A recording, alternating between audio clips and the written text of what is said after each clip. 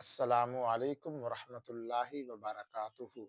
سردی کے موسم میں وضو کرنے کی کتنی فضیلت ہے، میں پیارے مصطفیٰ صلی اللہ علیہ وآلہ وسلم کا فرمان عالی شان سناتا ہوں۔ اس سے پہلے اگر آپ ہمارے چینل پر نئے ہیں تو ہمارے چینل کو سبسکرائب اور آل کے بٹن کو ضرور دبا دیجیے۔ آئیے پیارے مصطفیٰ کا فرمان عالی شان سنتے ہیں۔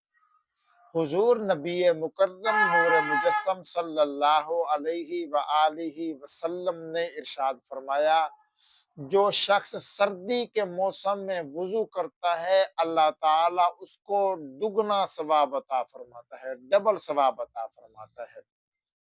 حضرت سیدنا عثمان غنی رضی اللہ تعالی عنہ سردی کے موسم میں وضو فرما رہے تھے، تو آپ کے نوکر نے، آپ کے غلام نے جب آپ کو دیکھا تو کہنے لگا، حضور پانی تو بہت ٹھنڈا ہے اور آپ ٹھنڈے پانی سے وضو فرما رہے ہیں۔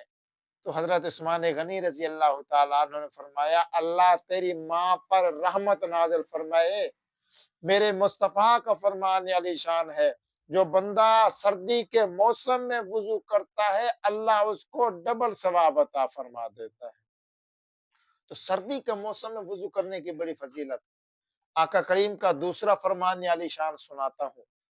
حضور نبی مکرم نور مجسم صلی اللہ علیہ وآلہ وسلم نے ارشاد فرمایا، جس شخص نے مشقت کے باوجود وضو کیا، یہ سردی، یہ مشقت ہے، بسترے سے نکلنا ہمارے لیے یہ بہت ہی مشکل کام ہے، مشقت کا کام ہے۔